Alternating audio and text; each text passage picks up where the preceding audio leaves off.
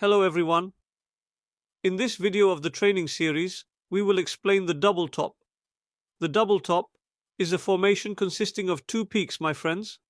It is actually a formation that indicates a previous occurrence to us. This is how the double top looks, friends. It is completely formed by two peaks in this way, and it can also be formed by the candles in this manner. As you can see here, friends, it can move around such spikes. As you can see here, there are spikes. I am drawing the rectangles and the candles here. As you can see, if the candles encompass the previous candle, the double top formation is occurring, friends. As we zoom in, we can see that there are two peaks, just as you see here. Now, friends, this formation actually indicates to us that there could be a decline equal to the size between these peaks and troughs. As you can see here, when it breaks below this level, after bouncing back from the support area, a decline occurs equal to the depth between the trough and the peak. Now, friends, let me explain the candles here.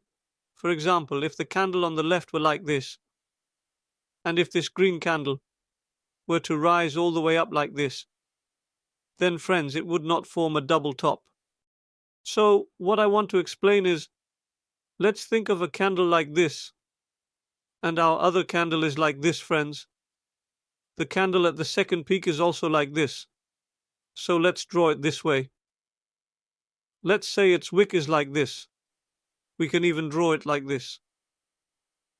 Now, friends, here I take the wick from the very top.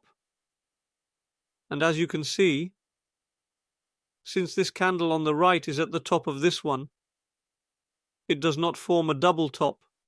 But if it were in any area like this, it could form a double top. It could be here, it could be here, it could be here, or it could be here as well. However, if it is just a little below this, then it does not form a double top, friends. Therefore, we need to pay attention to the spikes and the areas where the spikes occur in double top formations as follows. As you can see. Now, friends, let's talk about what has happened as a result of this formation. As you can see, there is a peak here, and there is another peak here. The area where it turned is actually this region. If we consider this turning point as a trough, and the next peak as this one, as you can see, if we also select this area as a peak, the depth created by the double top is indicated here, showing a level of about 23%. In this double top formation, we mentioned that the decline could reach a lower area equal to its depth, and as you can see, when it breaks, an additional decline follows. Actually, we can see this more clearly on the 4-hour chart. So I went to the 4-hour chart, and as you can see here, there is a double top like this, and its depth is like this, as you can see. Then, a significant decline follows on that day. Therefore, we need to pay attention to double top formations.